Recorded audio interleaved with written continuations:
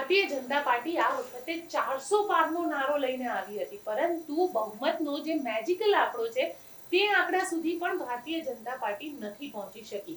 પત્રકાર અજય ઉમટે કીધું હતું કે આ વખતે ભારતીય જનતા પાર્ટીનો પનો ટૂંકો પડશે. આપણી સાથે અજયભાઈ અત્યારે સ્ટુડિયોની અંદર હાજર છે અને તેમની સાથે ચર્ચા કરીશું અને સમજીશું કે ભારતીય જનતા પાર્ટીનો જે પનો ટૂંકો ક્યાં પડ્યો. અજયભાઈ, આ વખતે સૌથી મોટી વાત તો એ છે કે ભારતીય જનતા પાર્ટીએ જે દાવો કર્યો હતો ને કે અબકી બાર 400 પાર, એ 400 પારને કારણે જ પનો સૌથી મોટો ટૂંકો પડ્યો. કારણ કે 400 પારનો દાવો જે છે ને એને કારણે આખી વાત બુમરેંગ થઈ. અને અયોધ્યા, ફૈજાબાદ કે જે રામ મંદિરની લહેર આ લોકો ઉપજાવવાની વાત કરતા હતા, ત્યાં જ તમે જોયું હશે કે રામ મંદિરવાળી અયોધ્યાની ફૈજાબાદની લોકસભા બેઠક પર જ ભારતીય જનતા પાર્ટીના ઉમેદવાર લલ્લુસિંહ હારવા જઈ રહ્યા છે. આ એ લલ્લુસિંહ છે કે જેને એવી જાહેરાત કરી હતી કે 400 સીટ इसलिए चाहिए ताकि हम संविधान को सुधार सके. અને એ સંવિધાનને સુધારવાની જે વાત કરી એ વાતનો પડઘો પડ્યો રાજસ્થાનમાં. અને રાજસ્થાનમાં એમના જે સંસદ સભ્ય હતા અને ઉમેદવાર તરીકે ફરી પાછા ઘોષિત થવાના હતા, જે પહેલા રાઉન્ડમાં જતા ચૂંટણી, એ જ્યોતિ મિર્ઘાએ પણ જાહેરાત કરી દીધી કે હા, એને તો પાછું વધારે વિગતે સમજાવ્યું કે લોકસભામાં 400 બેઠક હોય તો જ એમ કે રાજ્યસભાની બેઠકોમાં આપણો પનો ટૂંકો પડે છે, એટલે લોકસભા અને રાજ્યસભા ભેગી થાય તો જ આપણે બંધારણમાં સુધારો કરી શકીએ. અને પછી તો આચાર્ય ગિરિરાજ કિશોર અને પછી કર્ણાટકમાં અનંતકુમાર હેગડે, એ બધાએ એક વાત કરી. અને કોંગ્રેસ અને સમાજવાદી પાર્ટી અને તેજસ્વી લાલુ યાદવે આ વાત જે છે એ ઝીલી લીધી. અને રાહુલ ગાંધી દરેક જગ્યાએ જઈને કહેવા માંડ્યા, આજે પણ એમને સંવિધાન બતાવ્યું અને એમને કહ્યું કે જો આ લોકો સંવિધાન બદલવાના છે. અને સંવિધાન બદલવાનો મિનિંગ એ હતો કે સંવિધાન એટલે કે બંધારણ બદલવાની સાથે આ લોકો અનામત નીતિ જે છે એ બદલી કાઢશે. અને દલિત, અતિદલિત અને ઓબીસીને જે આરક્ષણ મળવું જોઈએ, અનામતનો લાભ મળવો જોઈએ, અનામતનો લાભ નહીં મળે અને હવે દરેક જગ્યાએ અગ્નિવીર થઈ જશે.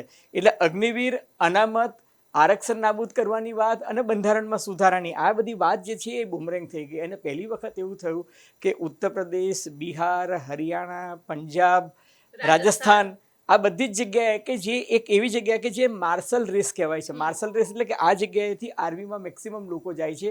એ બધાને લાગ્યું કે અગ્નિવીર છે ને એ કોઈ સહન કરવા તૈયાર નહોતું.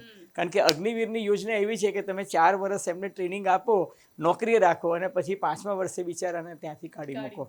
એટલે એ જે વસ્તુ હતી ને એ લોકોને લાગ્યું કે આ અમારી સાથેનું ચીટિંગ છે. અને એ વાત જે પર્કોલેટ થઈ એ ભારતીય જનતા પાર્ટીને સૌથી વધારે નડી.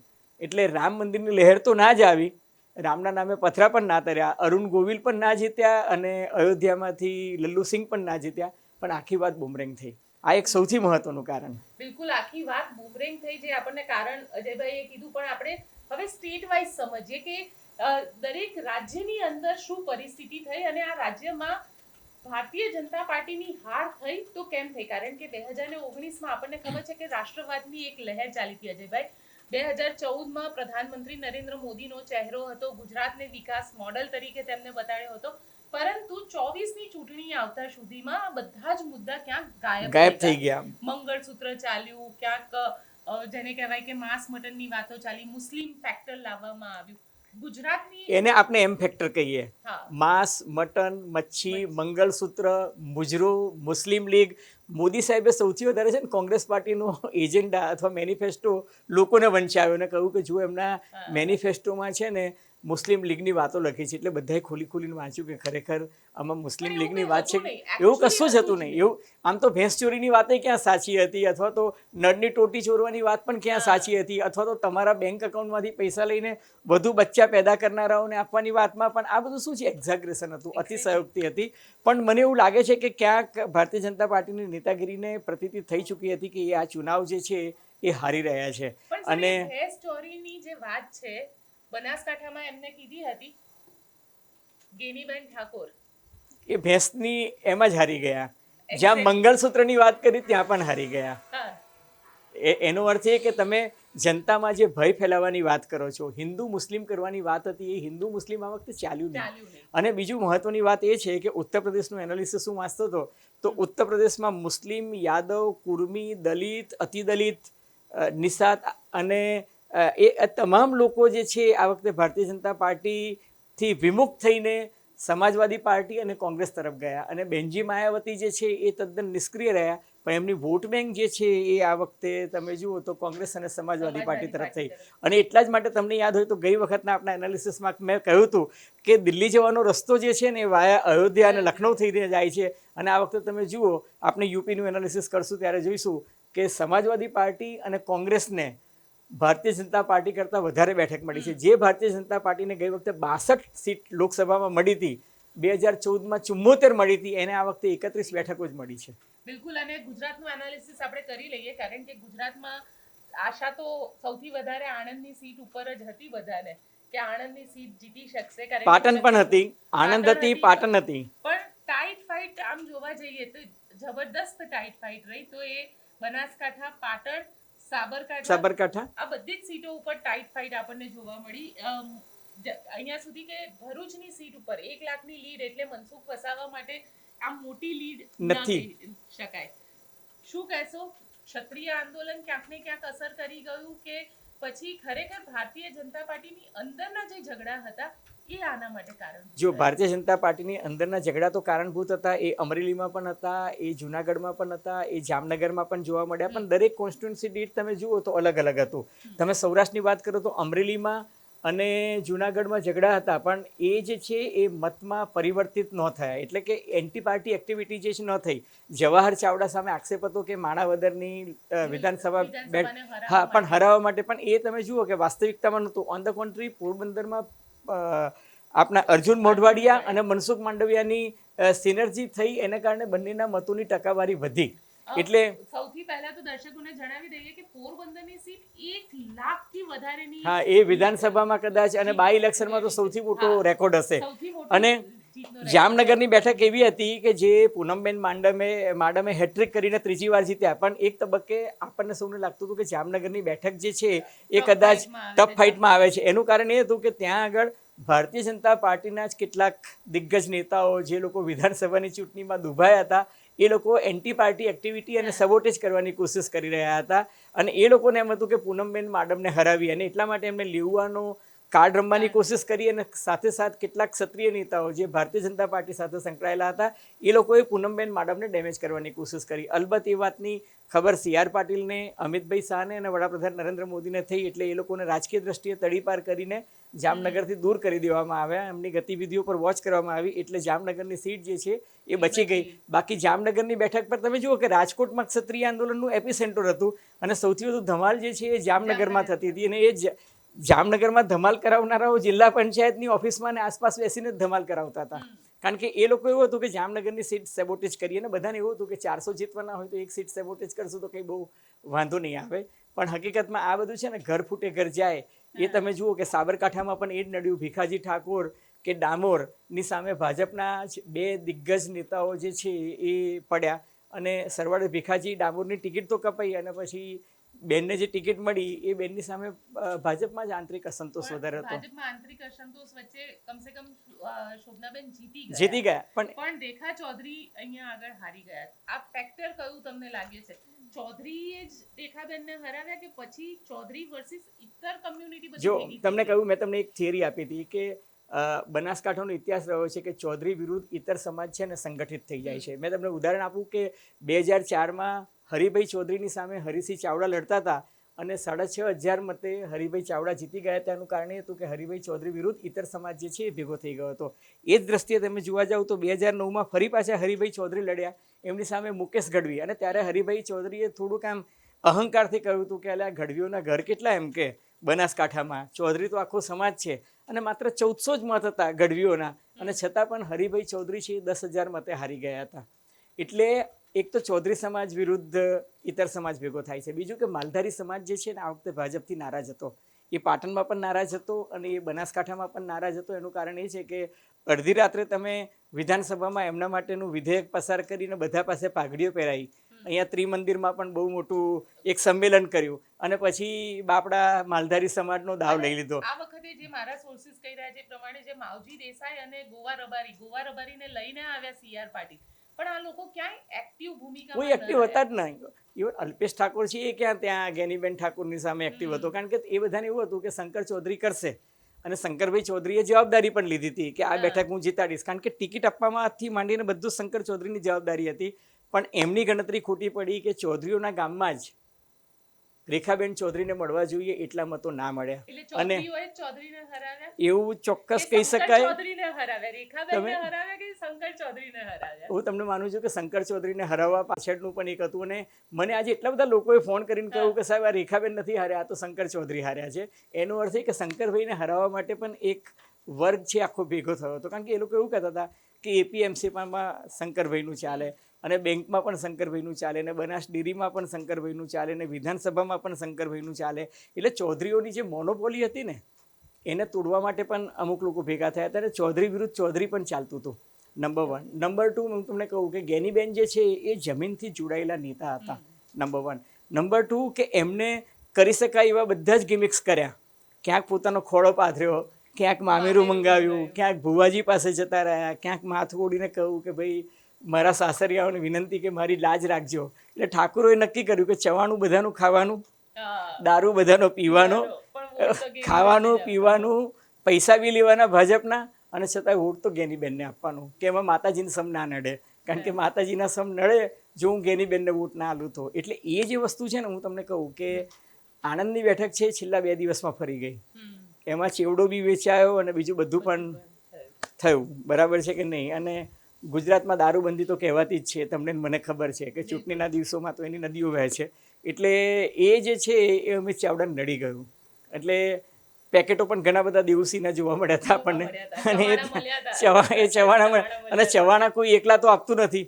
ચવાનું શેની સાથે પીવાય કે ખવાય એ તમને મને બધાને ખબર છે. એટલે એ જે છે ને ચવાનું છે ને એ દાહોદમાં, પંચમહાલમાં, છોટાઉદેપુરમાં, વલસાડમાં, ભરૂચમાં, બારડોલીમાં, આણંદમાં, નડિયાદમાં, ખેડામાં, ઠેક પૂર્વ પટ્ટી આદિવાસી વિસ્તારમાં બહુ જ ચવાણુંને એ વેચાયું.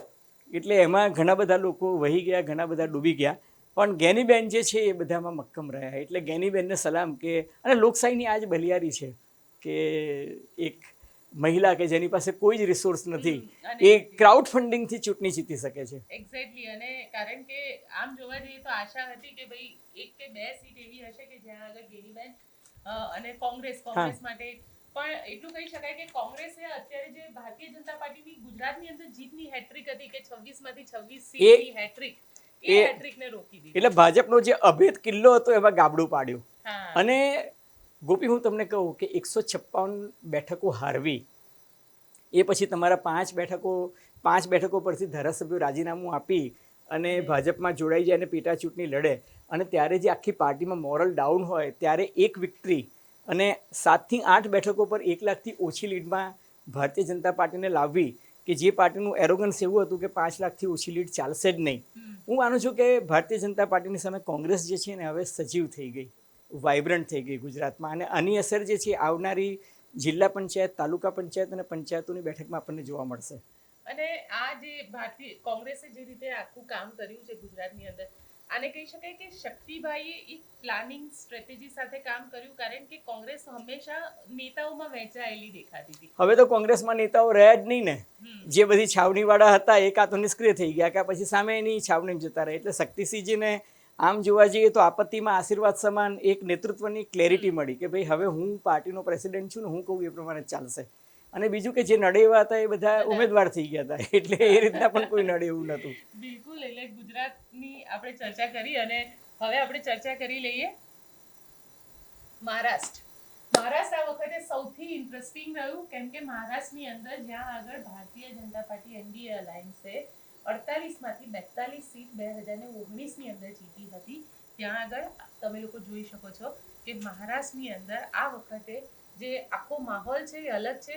જે શિવસેના, શિંદે ગ્રુપની જે શિવસેના છે તેને માત્ર 6 સીટ મળી છે. સાથે સાથે જો વાત કરવામાં આવે ભારતીય જનતા પાર્ટીની તો માત્ર 11 સીટ, અને શરદ પવાર, માફ કરજો, અજીત પવારની જે એનસીપી છે એને માત્ર 1 સીટ. એટલે આમ જોવા જઈએ તો ટોટલ એનું થાય છે 18 સીટનું આ ટોટલ થઈ રહ્યું છે.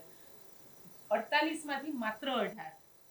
પણ તમે જુઓ કે 18 પણ 30 બેઠકો જે છે એ ઇન્ડિયા ગઠબંધન લઈ ગયું છે. અને આમાં 11 બેઠકો કોંગ્રેસની મૂકવાની રહી ગઈ છે. 12 બેઠકો જે છે એ કોંગ્રેસની આવી ગઈ છે. બરાબર છે. તો 12 બેઠક કોંગ્રેસની આવી, એટલે કોંગ્રેસનો ગેઇન જે છે ને 11 બેઠકનો છે ગોપી. તમે વિચારો કે ગઈ વખતે કોંગ્રેસ પાર્ટી પાસે માત્ર 1 બેઠક હતી મહારાષ્ટ્રમાં, અને 43 બેઠક 48માંથી 43 બેઠક એનડીએ પાસે હતી. એમાંથી 25માંથી 23 બેઠક પર તો ભારતીય જનતા પાર્ટી જીતી હતું, 18 પર અક્ષુણ શિવસેના હતી એ જીતી હતી, એટલે 23 ને 18 41. 1 બેઠક પર એમના અપક્ષ અને 1 એમના સહયોગી, એટલે 43 બેઠકો હતી. આ વખતે એ પાર્ટી જે છે 18 બેઠકમાં સમેટાઈ ગઈ છે, 11 ને 6 17 ને 1 18.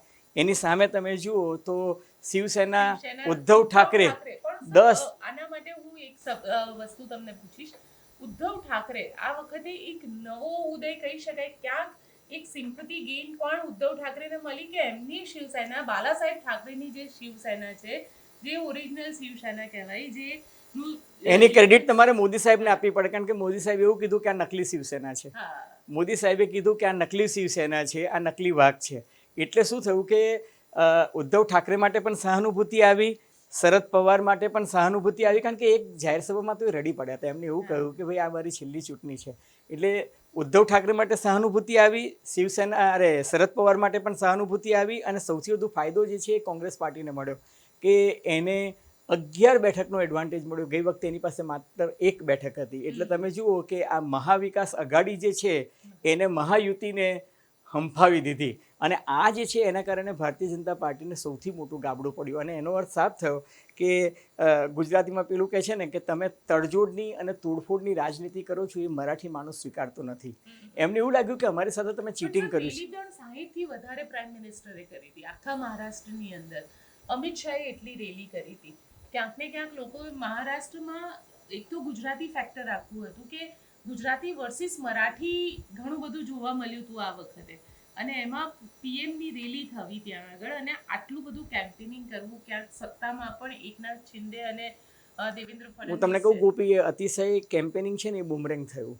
એનું કારણ એ છે કે તમે કેમ્પેનિંગ માટે જે આખું મોબિલાઇઝેશન બધું કર્યું, સરકારી તંત્રનો ઉપયોગ કે દુરુપયોગ કે જે કંઈ કર્યું તે, પણ એમાં તમે તમારા પાયાના વોટર્સ છે ને એ ભૂલી ગયા. અને જે મુખ્ય હેતુ હતું, દાખલા તરીકે મહારાષ્ટ્ર છે ને 5 વિભાગમાં વહેંચી શકાય.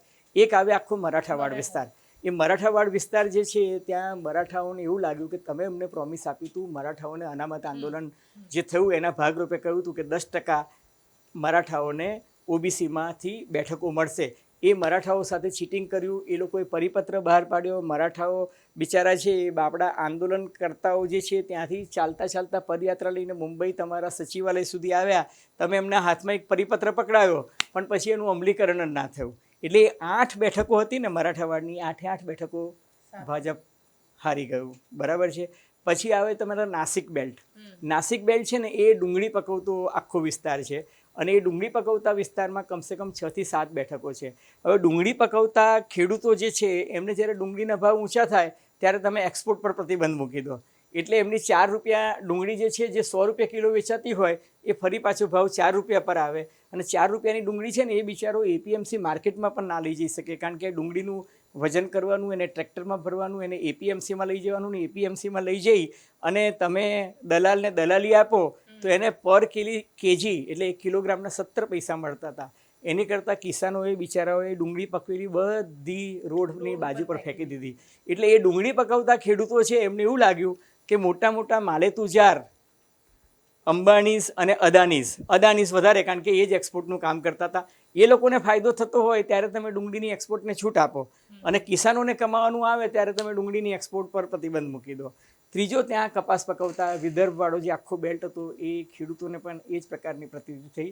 અને શેરડી પકવતા કિસાનો જે છે એ લોકોને પણ જે વળતર, જે પાક વીમા યોજના હતી એ, અને જે ભારત સરકારની જે કિસાનોને મિનિમમ સપોર્ટ પ્રાઇસની જે હતી, એ કિસાન આંદોલનની અસર મહારાષ્ટ્રમાં અને પંજાબમાં સૌથી વધારે જોવા મળી. પ્લસ ત્યાંની સહકારી ક્ષેત્રની જે બેન્કો હતી ને એ હતી, એના પર જે કબજો મેળવવાની કોશિશ જેમ ભાજપ ગુજરાતમાં કરી રહ્યું છે એમ એમને ત્યાં કર્યું. એટલે શરદ પવાર ને ઉદ્ધવ ઠાકરે એ લોકોનું જે સહકારી મંડળીઓ પર જે કબજો હતો, એ લોકોને પણ એવું લાગ્યું કે આ સરકાર જે છે સહકારી ક્ષેત્રમાં પણ હવે દખલઅંદાજી કરે છે. જે ઝઘડો તમને ગુજરાતમાં દિલીપ સાંઘાની વર્સિસ સિયાસ પાટીલ જોવા મળે છે, જયેશ રાદડિયા વર્સિસ બિપિન ગોતા અને અજય પટેલ જોવા મળે છે, એ જ વસ્તુ ત્યાં થતી હતી કે તમે ત્યાંની સહકારી ક્ષેત્રમાં ચંચુપાત કરવા જતા હતા. તમને યાદ હોય તો ખબર છે વિધાનસભા ચૂંટણી વખતે પેલી મહારાષ્ટ્ર પંજાબ બેંક હતી એના પર પ્રતિબંધ મૂકી દીધો હતો.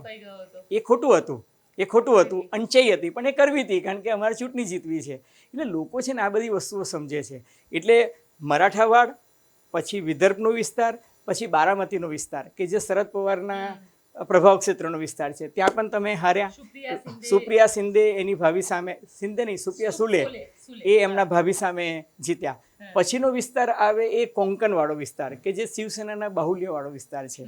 ત્યાં ઉદ્ધવ ઠાકરે બહુ સરસ એક ફેક્ટર એવું પણ ક્યાંય આપણે કહી શકીએ કે જે રીતે ઉદ્ધવ ઠાકરે સાથે થયું અને ભારતીય જનતા પાર્ટીએ અચાનક રાતોરાત આખી શિવસેનાને તોડી નાખી, એ પણ લોકોના મગજમાં રાખીને હું એ મુદ્દા પર આવું જ છું, ફરી પાછો આવું છું.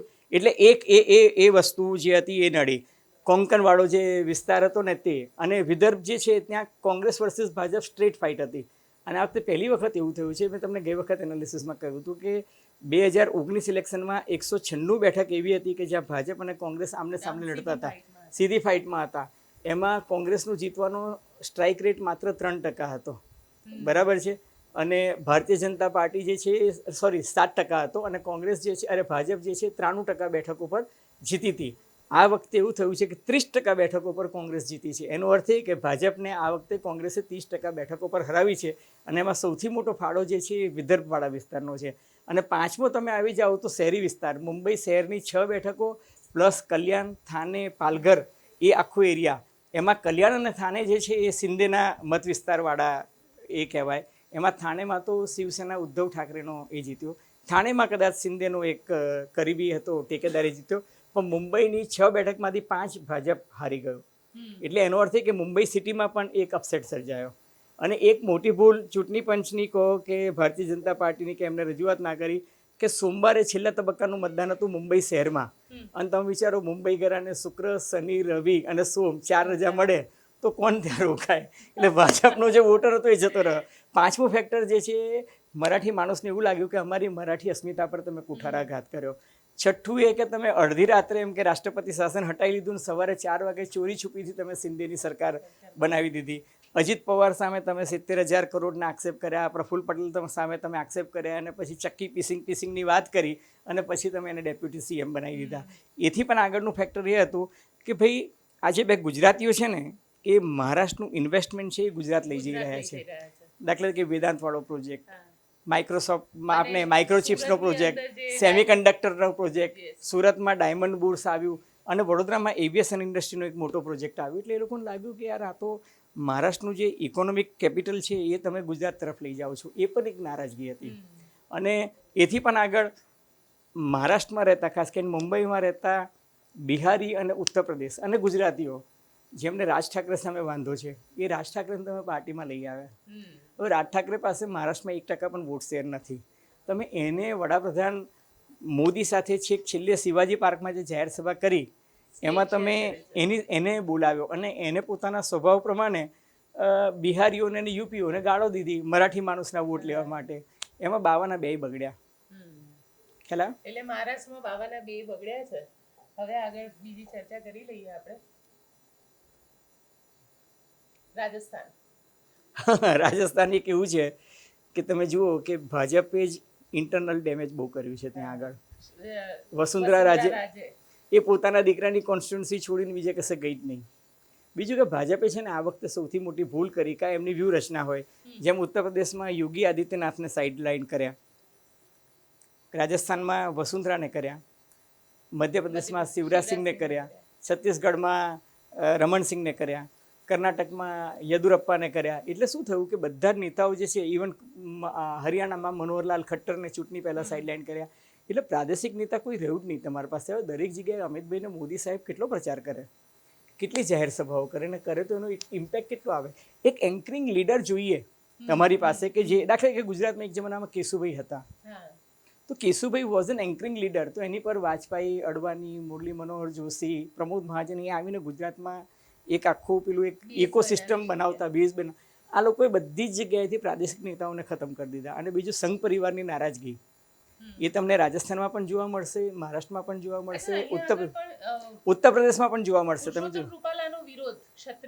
એક ક્ષત્રિયવાળો કરની સેના જે છે ને, અહીંયા સૌથી વધારે નડી ગઈ એમને. પ્લસ જાટ આંદોલન, પ્લસ અગ્નિવીર.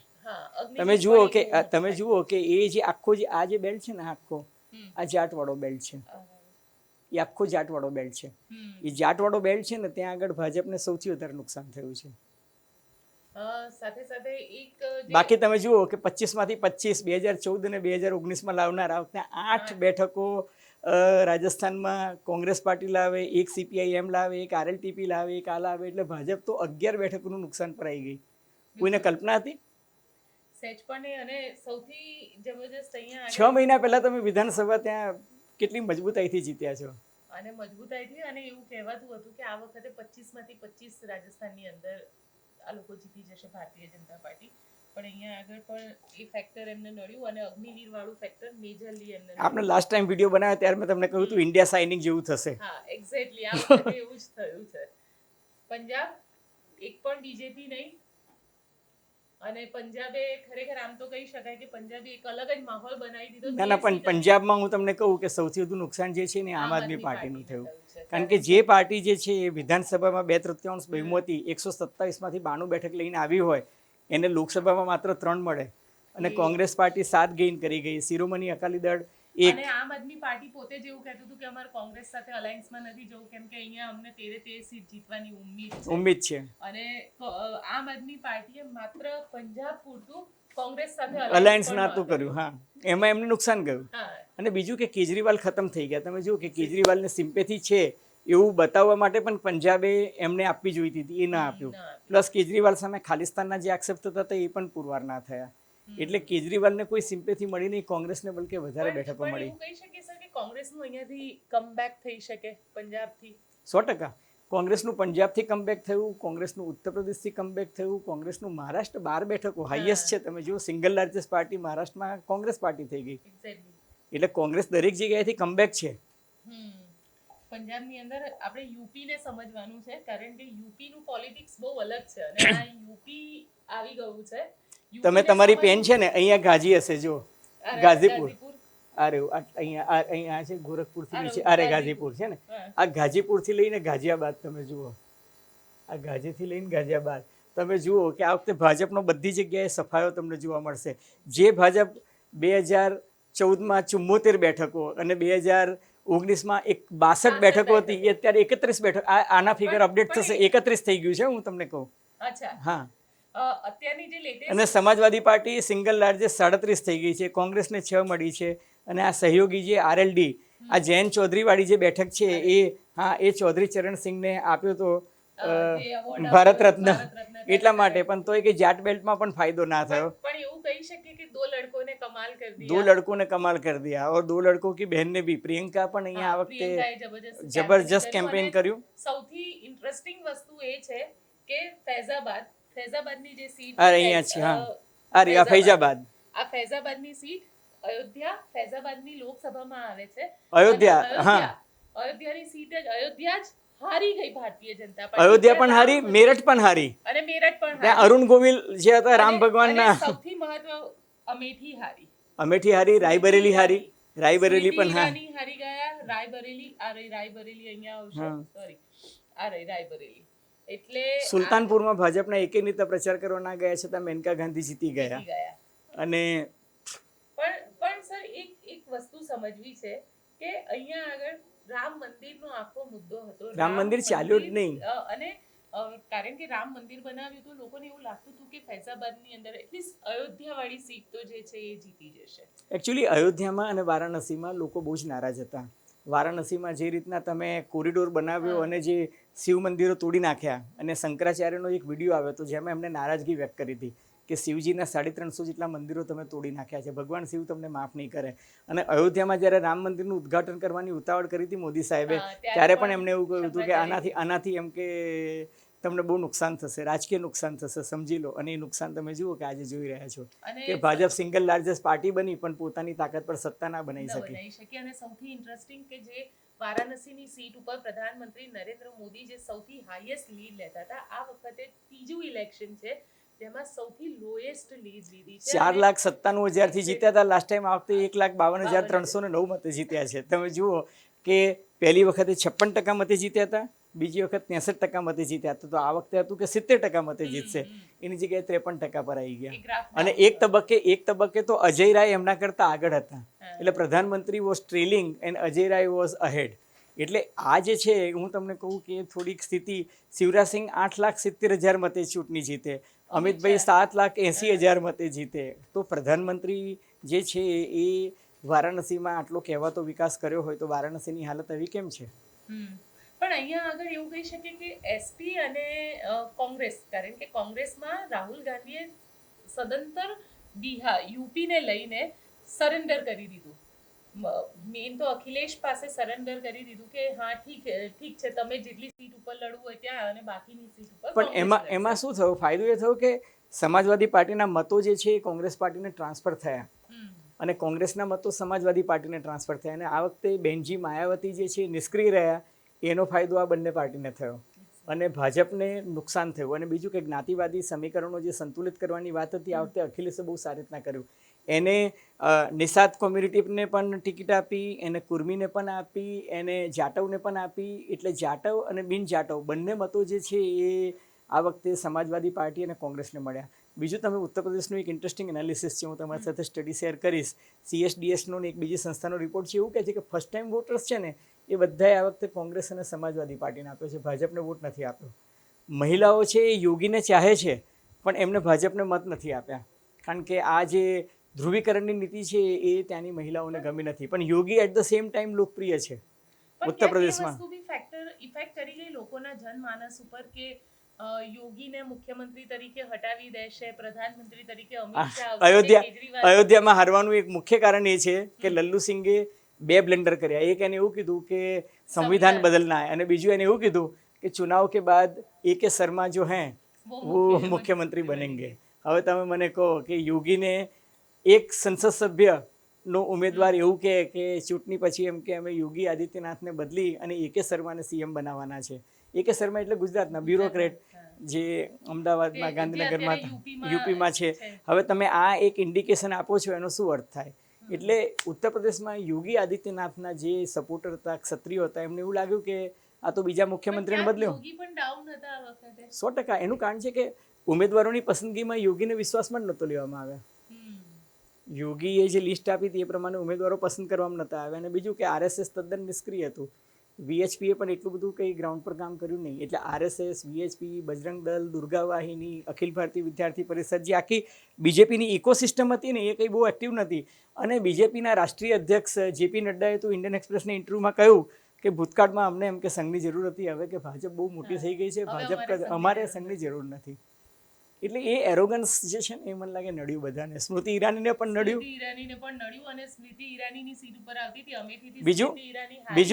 બીજું કે આ તમે જે કહ્યું ને મંદિરનો મુદ્દો, એ CSDSનો સર્વે છે મોટે ભાગે એ સંસ્થાનો. એને એવું કહ્યું કે લોકોને જ્યારે એ લોકો ઓપિનિયન પોલમાં પૂછ્યું ને ત્યારે મંદિરનો મુદ્દો માત્ર 2% હતો, બેરોજગારીનો મુદ્દો જે છે એ 27% હતો, સરકારી રોજગારી એ સૌથી મોટો 27%, પછી પેપર લીક, પછી ગરીબી, પછી મોંઘવારી.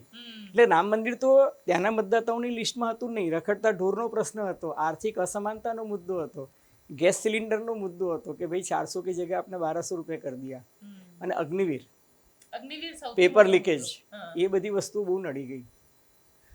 અમેઠીમાં સ્મૃતિ ઈરાની હારી ગયા અને આનું ફેક્ટર તમને અને કોનાથી હાર્યા એનું એરોગન્સ જુઓ. એ કે રાહુલ ગાંધી કે ઘર का एक प्यून आया है मेरे सामने चुनाव लड़, तो प्यून થી હારી ગયા એ બેન. બીજું એનું એરોગન્સ જુઓ કે માઇક સરખું નતું થતું, તો કે એ માઇક વાલે કા નામ રાહુલ તો નહીં હે ક્યાં. હવે આવું શું કામ બોલવું જોઈએ તમારે? આ એરોગન્સ કદાચ ભારતીય જનતા પાર્ટીમાં ટોપ લીડર્સ થી લઈને નીચે સુધી પર્કોલેટ થઈ છે. હા, ચોક્કસ. અને એ તમને કાર્યકર્તામાં પણ દેખાય. એ એરોગન્સ કાર્યકર્તાઓ ઘણા લોકો ટીવી ડિબેટમાં આવે તો મોદી સાહેબે કોઈ પत्रकारને ધમકાવતો એવું કહ્યું કે આપકી इकोसिस्टम में ये न्यूट्रलिटी की बात है, मैं इसको बाद में ठीक कर दूंगा. तो ये पत्रकार પણ હવે ચેનલ વાળાને કહે કે આપ ये न्यूट्रल बनने की बात मत करो, आपकी इकोसिस्टम से ये वर्ड निकालो. એટલે તમે કહેવા શું માંગો છો લ્યા? તમે કાર્યકર્તા છો, તમે કઈ પ્રધાનમંત્રી મોદી છો, પણ દરેક પોતાની જાતને પેલું બચ્ચન જ સમજે છે. એ ખોટું છે. અને ક્યાંક ભારતીય જનતા પાર્ટીએ હવે આ રિઝલ્ટ બાદ એવું લાગે છે તમને કે ભારતીય જનતા પાર્ટી પાસે જે એન ફેક્ટર છે, એક આવે છે નીતિશ બાબુ અને બીજું આવે છે એ નાયડુ. એ હું તમને કહું, એમ ફેક્ટર એવું છે કે મોદી સાહેબે જે એમ ફેક્ટર જે બનાવ્યું ને, હા, એમ ફેક્ટર જે હતું એમાં મંગળસૂત્ર આવ્યું, એમાં મુસ્લિમ આવ્યું, એમાં મટન આવ્યું, એમાં મચ્છી આવ્યું, એમાં મુસ્લિમ લીગ આવી ગયું ને એમાં મુજરો આવી ગયો. પણ હવે આવે છે N factor. A N factor જે છે એમાં નીતિશ કુમાર છે, એમાં ચંદ્રાબાબુ નાયડુ છે, નાયડુથી, અને ત્રીજા છે નવીન પટનાયક. અને આ નવીન પટનાયકની વાત તો બિચારા સજ્જન માણસ છે, એમને અત્યારે બાજુ પર મૂકો, પણ નીતિશ કુમાર અને નાયડુ આ બધા એવા પલટી મારું છે કે આ નીતિશ કુમાર જે છે એ તો પલટુરામ છે, એનું હિસ્ટ્રી બધાને ખબર છે. પણ ચંદ્રબાબુ નાયડુનું ના ખબર હોય તો તમને કહું કે યુપીએથી ચૂંટણી લડ્યા હતા અને પછી એને જોયું કે આ બાજુ ઓછું છે તો એ વાજપેયીમાં જતા રહ્યા. અને આ બંને એવા લપસના ઘરાક છે, નીતિશ કુમાર અને ચંદ્રબાબુ નાયડુ, કે વાજપેયીના પ્રધાનમંડળમાં કેબિનેટમાં હતા. હવે કાલે ઉઠીને ડિમાન્ડ કરે કે અમારે તો તમે કેબિનેટમાં ડેપ્યુટી પ્રાઇમ મિનિસ્ટરની ઓફર કરો, તો મોદી સાહેબ ક્યાં જાય? એનું કારણ એ છે કે આ બંને પાસે, એક પાસે 15 ને બીજા પાસે 16, એટલે 31 બેઠકો એમની પાસે છે. ભાજપ પોતાની તાકાત પર તો 240 પર છે, તો તમારે પનો તો ટૂંકો પડે જ છે. ભાજપ 240 પર છે, એમને 272નું મેજિક ફિગર પહોંચવાનો છે. આ બંને પાસે 15 અને 16 31 બેઠકો છે, રાઈટ? તો તમારે આ બંનેના ટેકા વગર તો સરકાર ચાલવાની નથી. એટલે આ બંને તમને કહેશે એ પ્રમાણે તમારે કરવું પડશે. હવે એવું કે અમને બંનેને ડેપ્યુટી પ્રાઇમ મિનિસ્ટરની પોઝિશન આપો, અમને હોમ મિનિસ્ટ્રી આપો, અમને ફાઇનાન્સ આપો, અમને ડિફેન્સ આપો. ચંદ્રબાબુ નાયડુ છે એ પોતાના દીકરાને સીએમ બનાવે અને પોતે સેન્ટ્રલમાં ડેપ્યુટી પ્રાઇમ મિનિસ્ટરની ઓફર માંગે, તો તમે શું કરશો? એટલે સરકાર જે છે એ હવે આશ્રિત થઈ જશે. મોદી સાહેબ જે કડકાઈથી ને મજબૂતાઈથી સરકાર ચલાવવા ટેવાયેલા છે, એમાં આ ઇકોસિસ્ટમમાં સેટ થશે કે કેમ, એક જોવું પડશે. અને બીજું, મારી એવી માહિતી છે કે શરદ પવારે આ 3 એન ફેક્ટરને ફોન કર્યા છે અને એમને નીતિશ કુમારને કહ્યું. અને આ લોકો તો જે છે ઇન્ડિયા ગઠબંધનના આર્કિટેક્ટ ટીમ જે હતી એમાં હતા. નીતિશ કુમારને તો પ્રાઇમ મિનિસ્ટર બનવાની ઓફર હતી જ. ચંદ્રબાબુ નાયડુ છે એને તો બાપડાને જેલમાં પૂર્યો હતો આ ભારતીય જનતા પાર્ટીની સરકારે. એની સામે તો ઈડી અને સીબીઆઈ હતી. એને કોમ્પ્રોમાઇઝ કરીને એવું કહ્યું કે હું જગન રેડ્ડી સામે ચૂંટણી લડીશ અને ભાજપમાં આવીશ. એ શરતે તો એને છોડવામાં આવ્યો હતો. રાજકીય દ્રષ્ટિએ કહું તો, ટેકનિકલ વાત હું નથી કરતો. તો એ કોમ્પ્રોમાઇઝ હતું, એ તો જગ જાહેર છે જ. સવારે એવી ચર્ચા બી થઈ કે મેં કોઈ ચેનલમાં ન્યૂઝ જોયા હતા કે અમિત શાહે ફોન કર્યો હતો ચંદ્રબાબુ નાયડુને. પહેલી વારે ફોન ઉપાડ્યો અને બીજી વારે ફોન જ ના ઉપાડ્યો, અને એ પછી એક પણ ફોન નથી ઉપાડ્યા અમિત શાહના. રાજકારણમાં એવું છે કે દોસ્તી અને દુશ્મની કાયમી નથી હોતી. એમ ક્યારે કોની જરૂર પડે એ આપણને ખબર હોતી નથી. અલબત્ત આ બધી વાતો તો છે એ એક પ્રકારની કહાસુનાવાળી વાતો છે, એમાં આપણી પાસે કોઈ એવિડન્સ નથી. પણ જે આપણને પત્રકારની બિરાદરીમાંથી ખબર પડે છે એમાં એ વાત ચોક્કસ ખબર પડે છે કે ક્યાંક તડજોડની વાત ચાલે છે. અને શરદ પવારની પાર્ટી જે છે એ આવનારા દિવસોમાં કોંગ્રેસ પાર્ટીમાં મર્જ થઈ જવાની છે. એટલે એનું વિલીનીકરણ કોંગ્રેસ પાર્ટીમાં થઈ જાય એટલે એ શક્ય છે કે ઇન્ડિયા ગઠબંધનના એક સુપ્રીમો તરીકે એમને ઓથોરાઇઝ કરવામાં આવે કે તમે સરકાર રચવા માટે પ્રયત્ન કરો. કારણ કે હવે એક મહત્વનો સવાલ જે મારા મગજમાં ચાલી રહ્યો છે, માની લઈએ કે પ્રધાનમંત્રી નરેન્દ્ર મોદી એમને હટાવી દેવામાં આવે તો ચંદ્રબાબુ નાયડુ, નીતિશ કુમાર આ લોકો ભારતીય જનતા પાર્ટીને સમર્થન આપી શકે?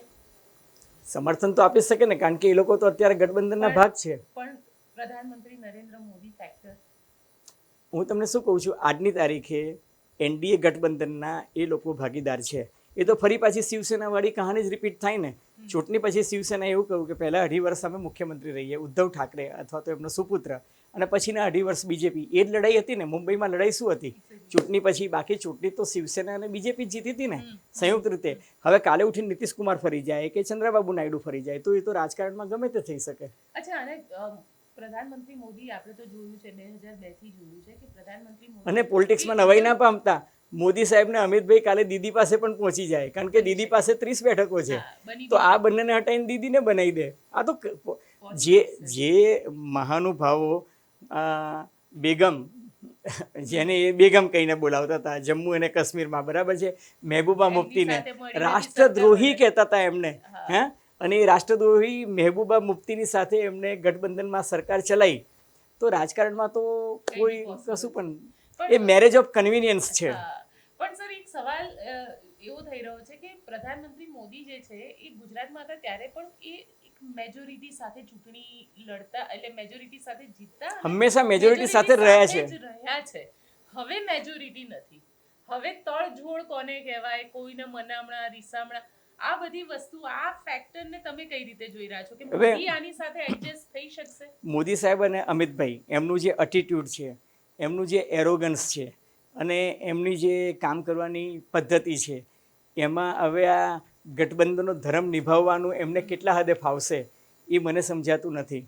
અલબત્ત રાજકારણમાં તો શું છે કે it is an art of possibility, એટલે એ લોકો જે શક્ય હશે એ શક્યતા કરશે અને પછી આપણને શું ખબર કે જેમ શિવસેનાને તોડી નાખી, એનસીપીને તોડી નાખી, એમ કોઈ સપાને બી દોડી સપાને પણ તોડી નાખે, આવનારા દિવસોમાં મમતા બેનર્જીની પાર્ટીને પણ તોડી નાખે અને પછી અદાલતોમાં તો કેસ 5-5 વર્ષો સુધી ચાલ્યા જ કરે છે ને. તમે મને કહો પ્રમાણિકતાથી ક્યાં મહારાષ્ટ્રનું જજમેન્ટ આવ્યું? લોકોએ જજમેન્ટ આપી દીધું ને કહ્યું કે અસલી શિવસેના કોણ છે, નકલી શિવસેના કોણ છે, પણ મામલો તો હજુ સુપ્રીમ કોર્ટમાં જ છે. એટલે delay in judgement is denying the judgement. નથી વિધાનસભા અધ્યક્ષ સમયસર નિર્ણય લેતા, નથી નથી સુપ્રીમ કોર્ટમાં ડિસિઝન સમયસર આવતા. તમે કોઈ આવી રીતના અવૈધાનિક સરકાર, મારી દ્રષ્ટિએ એ લાંબો સમય કઈ રીતના ચાલી શકે? એ તો એનો ફેસલો તો આવવો જોઈએ ને, પણ આવતો જ નથી. હવે સરકાર પતી જશે 6 મહિનામાં, તો ત્યાં મહારાષ્ટ્રમાં અને હરિયાણામાં ચૂંટણી છે. ચલો જોઈશું હવે ચલો શું થાય છે. કારણ કે સરકાર કોણ બનાવે છે? એનડીએ બનાવે છે કે પછી ઇન્ડિયા અલાયન્સ બનાવે છે? અને એનડીએમાં બનશે તો કઈ રીતે બનશે? કારણ કે સાંજે પ્રધાનમંત્રી મોદી પણ એડ્રેસ કરવાના છે અને કિંગ મેકરની ભૂમિકામાં ચંદ્રાબાબુ નાયડુ અને નીતિશ કુમાર. આ કિંગમેકર તો એ બંને જણા જ છે અને આ બંને કરે છે શું? ઇન્ડિયા અલાયન્સ સાથે જાય છે કે પછી એનડીએ સાથે જાય છે? એના ઉપર પણ ચર્ચા કરતા રહીશું. આજે આપને રજા આપો, મને અને અજયભાઈને, અમને બંનેવને. ધન્યવાદ. આપને અમારો આ રિપોર્ટ કેવો લાગ્યો કોમેન્ટ બોક્સમાં ચોક્કસથી જણાવજો.